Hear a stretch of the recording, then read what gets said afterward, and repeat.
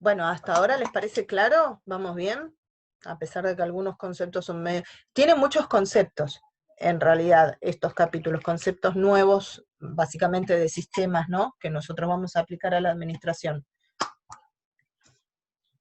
Lo bueno es que en estos dos capítulos reiteran bastante los mismos conceptos y demás, como les dije recién, en proceso de comunicación se los vuelve a repetir, pero hablando de sistemas.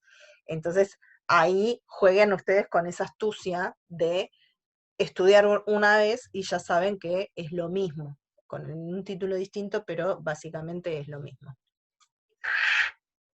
Entonces, el capítulo 17 se va a llamar Teoría de Sistemas y se basa en algunas premisas tales como: establece que los sistemas existen dentro de otros sistemas.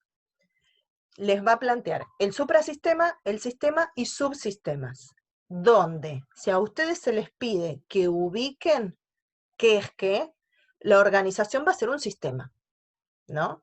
Dentro de su ambiente opera con distintas organizaciones que también funcionan como sistemas.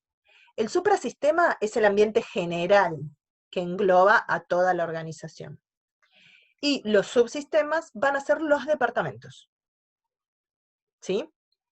Esa es la idea de cómo dividen el suprasistema, el sistema y los subsistemas. La otra premisa es que los sistemas son abiertos. Consecuencia de esto mismo anterior, les dice. ¿Por qué? Si estamos hablando que existe un ambiente en donde está la organización y dentro de la organización tenemos subsistemitas, tenemos que tener en cuenta que va a operar como un sistema abierto. Ya descartamos, si bien está enumerado, descartamos a la organización como un sistema cerrado. Si decimos que es un sistema abierto es porque tiene intercambio con su ambiente. Y la otra premisa es que las funciones de un sistema dependen de su estructura. ¿Se acuerdan que habíamos visto los tipos de estructura? Depende de qué manera nosotros estructuremos la organización, la departamentalicemos, utilicemos o no un staff, un comité y demás, depende. Todo eso va a ser el sistema que nosotros estemos formando. O sea, lo vamos a tener en cuenta también desde la estructura. Los conceptos de sistemas. Van a ver que les plantea el concepto emergente sistémico. Es el mismo concepto de sistemas. Ustedes ven ese nombre y dicen, oh, ¿qué será esto? Es el mismo concepto de sistemas. Es la característica de un sistema como un todo, donde todas sus partes en particular no servirían. Es el concepto de sistemas más la sinergia, básicamente. Y ahora, como les decía, les enumeran los tipos de sistemas. Por un lado, se los enumera según la constitución que tienen, los físicos y los concretos, que van a ser el hardware, que son las partes duras, visibles y palpables de una máquina, y el sistema abstracto o conceptual, que es el software. Es el Office, el Windows, todo lo que no podemos ver cómo funciona y demás, pero sabemos que está ahí, existe y nos sirve. Y la importante en cuanto a su naturaleza en sistemas cerrados o abiertos. Ya sabemos que el cerrado planteaba una inexistencia del ambiente y el abierto que sí existe, que interactuamos y que necesitamos del mismo para poder operar. Otra vez les vuelve a enumerar los parámetros del sistema. Otra vez les nombra la entrada, que ya la vimos, lo que va a hacer, que son los insumos y demás. Cuando es un sistema cerrado. Sistema cerrado eran las primeras teorías, Estela, que no tomaban en cuenta que existía el ambiente, que consideraban que la organización existía por sí sola, miraban para adentro y el ambiente no las afectaba para nada, ni les brindaba nada, que no había una relación entre la organización y el ambiente. Ese era el sistema cerrado. Que como les dije la vez pasada, a partir del capítulo 14, que es desarrollo organizacional, se plantea la existencia del ambiente, esta interacción de la organización que toma del ambiente lo que necesita, que le brinda al ambiente lo que produce y demás. ¿Sí, Estela? Poneme dedito. Sí, sí. Sí, ahí está. Bien. Eh, Les decía, les vuelve a hablar de los parámetros, la entrada, la salida, el procesamiento, la retroalimentación. Lo único que agregó es el ambiente, que también ya lo estábamos teniendo en cuenta en el capítulo anterior, así que tampoco sería tan relevante. Después les va a empezar a hablar sobre, que está sí, está interesante esta parte, cuando plantea la organización como un sistema abierto. O sea, ahora vamos de lleno a meterle los sistemas a la organización. ¿Qué es la organización? Es un sistema creado por el hombre con un propósito en común, que va a tener interacción con el ambiente, sea el ambiente los clientes, los proveedores, los competidores y demás. Eso es lo que define como organización. Y les va a dar características. La primera es que tienen un comportamiento probabilístico y no determinista. ¿Esto por qué? Esta es la causa de reconocer el ambiente. Reconocemos que estamos operando dentro de un ambiente cambiante y que tiene variables que nosotros no podemos controlar. Entonces, no podemos ser determinantes.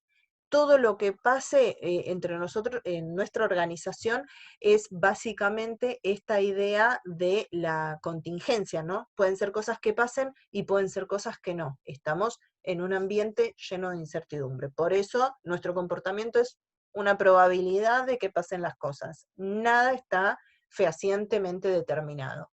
¿Qué teoría era la que preveía todo y establecía cómo hacer las cosas y no tenía en cuenta para nada el ambiente? ¿Por cuál se la juegan? ¿Se acuerdan? La más dura de todas las teorías. La burocracia. Exacto, Cintia, tal cual, tal cual. Este sería totalmente lo opuesto, ¿no? A la idea de la burocracia. Otra de las características es que la organización forma parte de una sociedad mayor. Esto que hablábamos del suprasistema, el sistema y el subsistema. Ven como que es muy reiterativo un capítulo y otro. Otra de las características es la interdependencia de las partes, también como veníamos hablando de la sinergia, y lo que aclara acá es que un cambio en alguna de las partes va a modificar a las demás. ¿Se entiende? Un pequeño cambio que haya en alguna, sí o sí va a reflejar algún impacto en las demás variables. Otra vez les repite el concepto de homeostasis, pero ahora les hace una aclaración, les amplía un poco más. Les habla que la organización va a lograr este estado de homeostasis si puede satisfacer dos requisitos. Uno es la unidireccionalidad. ¿Eso qué quiere decir? Que a pesar de todos los cambios que se produzcan, la organización logre cumplir con su propósito, con el objetivo general. O sea, seguimos el mismo objetivo con distintos medios capaz. Podemos cambiar los medios, pero no el fin. ¿Se entiende? Esa es la idea de la unidireccionalidad. El otro requisito es el progreso en relación con el fin. O sea, capaz que no lo cumplimos todo, pero nos mantenemos dentro del estándar establecido. Si cumplimos estos dos requisitos, podemos considerar que seguimos en homeostasis. Esa es la idea. ¿Qué más les establece? Después también les habla que hay que conciliar, seguimos con esta cuestión de la homeostasis, hay que conciliar dos conceptos cuando lo llevamos a la organización, este concepto. La homeostasis, que es esta tendencia al equilibrio, a la tranquilidad, a la estabilidad, y la adaptabilidad, que es todo lo opuesto.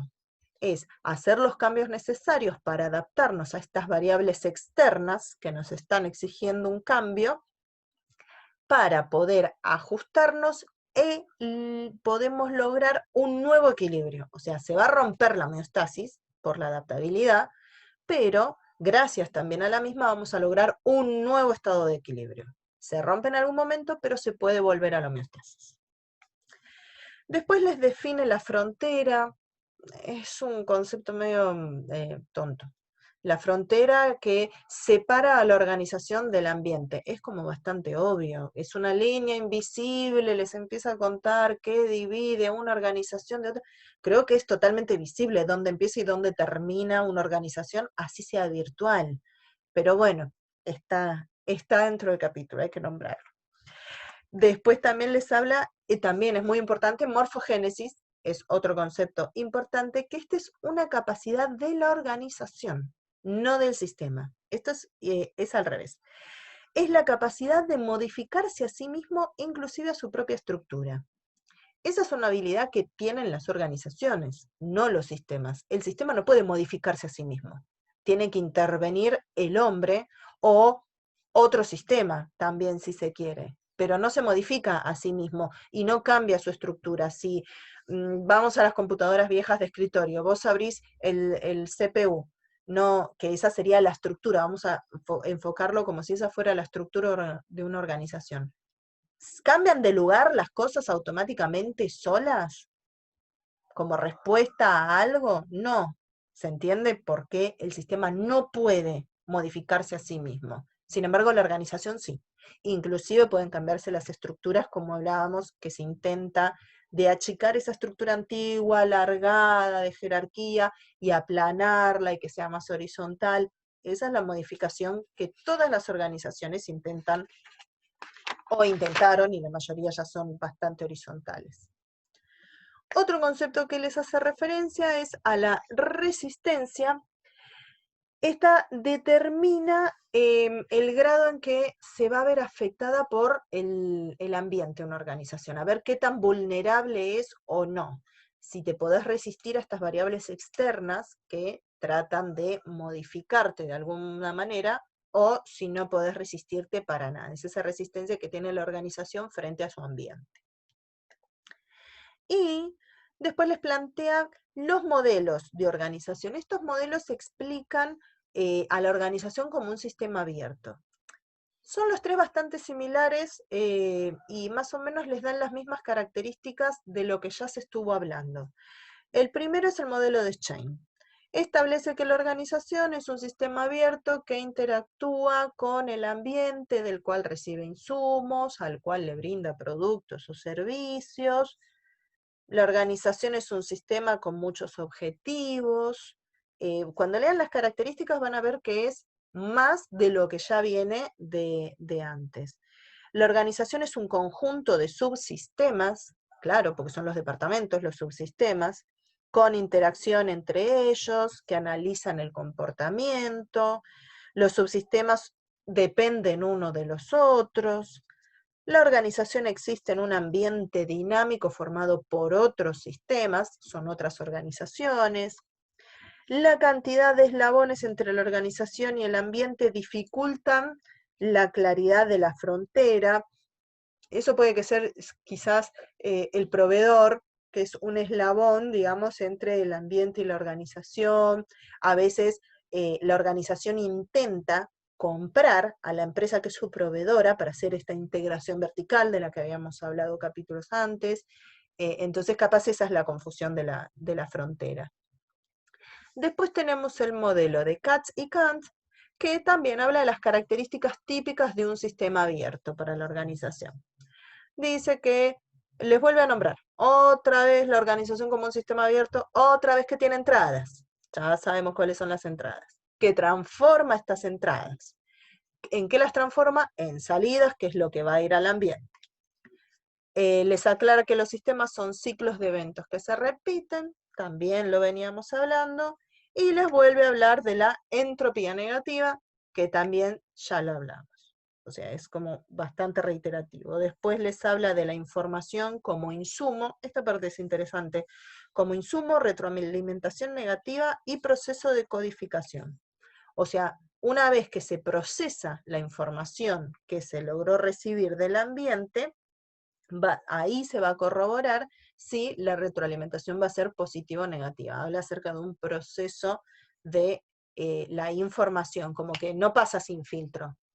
Hay que procesar toda la información que se recibe del ambiente. Les habla otra vez del estado de equilibrio y la homeostasis dinámica, que al ser constante este intercambio con el ambiente de energía, de información, de insumos y demás, de esta manera se evita la entropía. ¿Se acuerdan? Entonces estamos hablando de la entropía negativa, que es cuando se abre para recibir nuevamente lo que necesite, sea energía, información y demás. Así es como los sistemas pueden mantener el equilibrio. Después les habla también de la diferenciación de todas las funciones que hay dentro tanto del sistema como de la organización. Están todas diferenciadas según el tipo de organización que sea. La equifinalidad es otro concepto que hasta ahora no se había nombrado, y esto hace referencia a que partiendo de distintos inicios podemos llegar al mismo final, inclusive por distintos caminos. Esa es la idea de la equifinalidad. Podemos empezar de maneras distintas, ir por distintos caminos y llegar siempre al mismo objetivo. Y ahí les establece que a medida que los sistemas desarrollan homeostasis, sobre todo en las operaciones, la cantidad de equifinalidad se va a reducir. ¿Se entiende? O sea, cuanto más equilibrio tenga la organización, voy a tener menos alternativas de ir por distintos caminos. Casi siempre voy a ir por el mismo si estoy en este estado de homeostasis. Les vuelve a nombrar otra vez la frontera, que es esta barrera que divide a la organización como un sistema contra su ambiente. Después les habla de las características de las organizaciones como sistemas sociales, integrando al factor humano. Si ya hablamos del sistema, de la organización, vamos a ver qué pasa con la gente.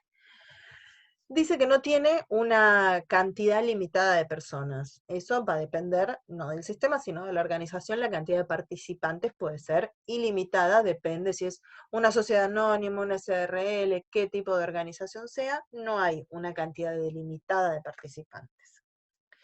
Los sistemas de entrada necesitan, los sistemas sociales necesitan entradas, lógicamente, si no, ahora estamos hablando del factor humano, pero el factor humano que también opera, que también produce, que también trabaja, no solo las máquinas. Después les hace referencia a las funciones, las normas y los valores, que son los componentes del sistema social. Eso a que nos hace referencia a la cultura, que ya lo habíamos visto, y que también es otro ítem que les nombra. La cultura y el clima organizacional forman parte de estas organizaciones sociales.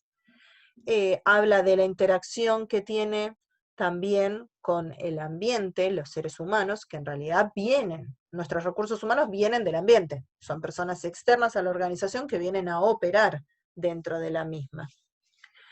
Y les brinda el concepto de eficacia organizacional, que les plantea que las organizaciones sobreviven mientras puedan tener entropía negativa, abrirse y reabastecerse de lo que necesiten para sobrevivir. Y como último, el último modelo es el sociotécnico de Tavistock.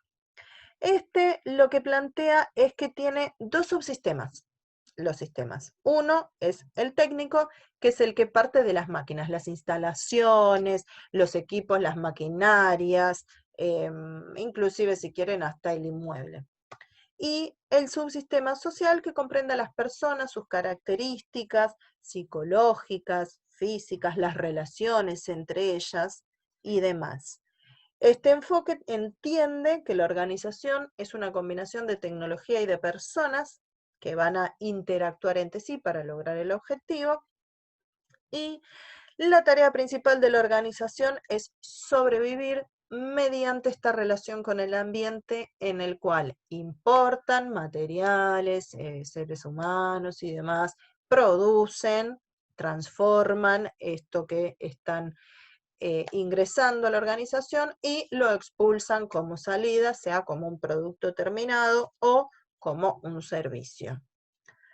O sea, este sería el que realmente incluye a la persona, pero también verán, es como que es muy por arribita. O sea, en estos capítulos lo más importante es la tecnología, el sistema y todos los conceptos que puede tomar la organización para operar como el sistema abierto que realmente es.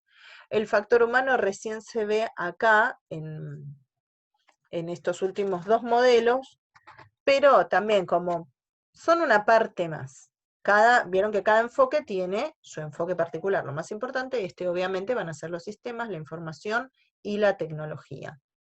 Eso sería lo más importante también de este capítulo. Como vieron, es muy reiterativo, tenemos muchos conceptos en común en el capítulo 15 y en el 17, así que lo estudian una sola vez y ya les queda para el otro. De los modelos, y capaz que el primer modelo, el de Katz y Kant, creo que sería el modelo más importante para que tengan en cuenta. Los otros dos no son tan interesantes. El concepto nuevo que aparece es morfogénesis, que ese es un concepto que también solemos tomar, porque en homeostasis ya lo habíamos visto. Las características de la organización como sistemas también pueden ser importantes. Y no mucho más que eso, porque después lo demás fue todo reiterar lo que ya habíamos visto en el capítulo anterior. ¿Les parece muy engorroso estos capítulos? Son muy reiterativos, capaz, son medios densos en ese aspecto, que te repiten mucho lo mismo, pero son más que nada conceptos sistémicos que pueden llevarse a la organización.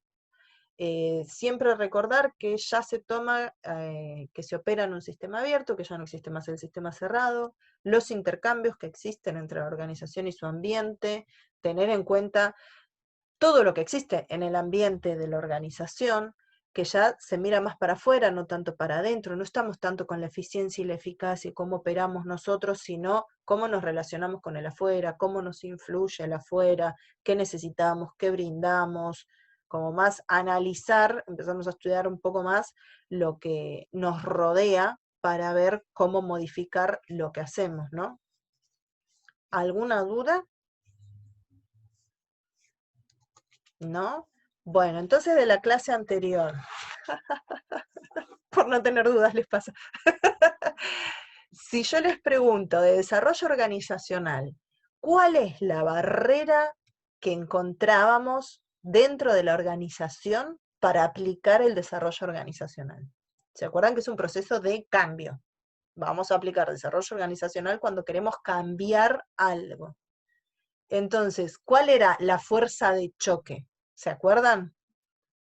Que habían dos fuerzas que operaban, la que era a favor del cambio y la que era en contra.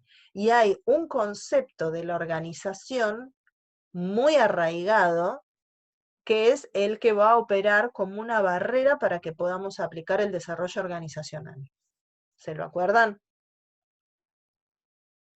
La cultura de la organización. ¿Se acuerdan que puede ser una cultura rígida y conservadora o una cultura más flexible y adaptable?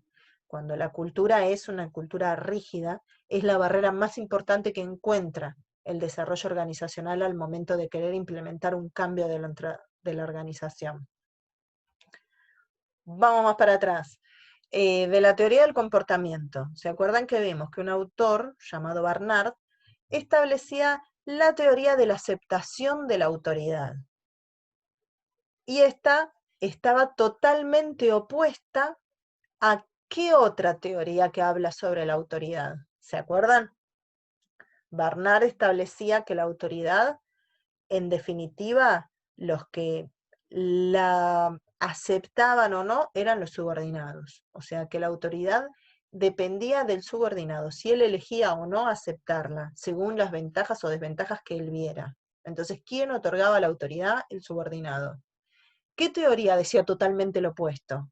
Que la autoridad era por jerarquía, era por tu cargo, era por el poder que te daba, tu lugar en la organización. La teoría más dura, ¿cuál es? En cuanto a la autoridad. Burocrático. Tal cual. Bien. Vayan, estas son ideas que les tiro de, vayan para atrás y para adelante en los capítulos y repregúntense cosas así, ¿sí? Como le dije, hoy ya les hice foco en los conceptos más importantes de estos capítulos que van de cabeza. Piensen, ¿y con qué puedo llegar, con qué me pueden llegar a pedir que relacione homeostasis? ¿Se entiende? Seguramente va a ser con un sistema abierto, un sistema cerrado. ¿Qué teoría pensaba al sistema como abierto? ¿Qué teoría pensaba el sistema como cerrado? Si hablamos de sinergia, les dije, se puede relacionar con la departamentalización, por ejemplo. ¿Qué más? Si hablamos de la retroalimentación, tener en cuenta de qué sistema se está hablando, si el producto salió o no de la organización, dónde se produce la retroalimentación, que les quede claro entropía y entropía negativa, que la negativa en realidad es un concepto positivo para la organización y la entropía es un concepto negativo para la misma. ¿Sí? Repregúntense así, vayan tratando de formularse ustedes de con qué me pueden pedir que relacione esto. Así van ustedes mismos haciendo estas comparaciones y estas cuestiones y llegado el examen ya se van a matar de la risa. No van a tener problemas con esto. Entonces, ¿estamos bien? ¿Quedó todo claro lo de hoy? Si ya Sole ya puso la cara haciéndose ese, clarísimo, no sabes. Así que bueno, si no tienen dudas, no hay problema. Y como les digo, si les surgen, manden mail, manden por la plataforma, por donde quieran, porque estos, si bien yo se los hago de una manera simple, cuando vayan y lean es como que se enrosca bastante.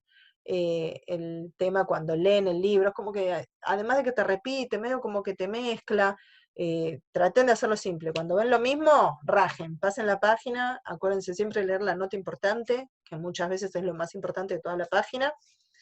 Y bueno, sigan con la lectura. Si pueden avanzar, la clase que viene vemos el capítulo 18, es re largo. Tiene un montón de conceptos. También es muy similar a este en conceptos nuevos, pero que están buenos y son más fáciles de interpretar.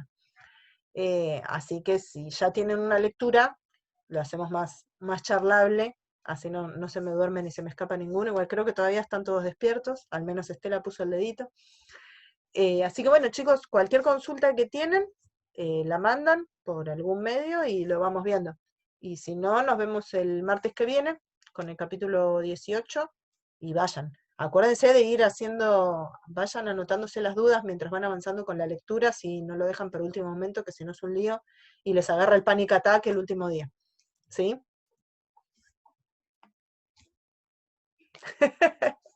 Bueno, chicos, entonces nos volvemos a ver el martes que viene. ¿Sí? Bueno, profe, nos vemos. Cuídense. Chao, Chao. profe. Chao, Nada más, profe. Chao. chao, buena semana.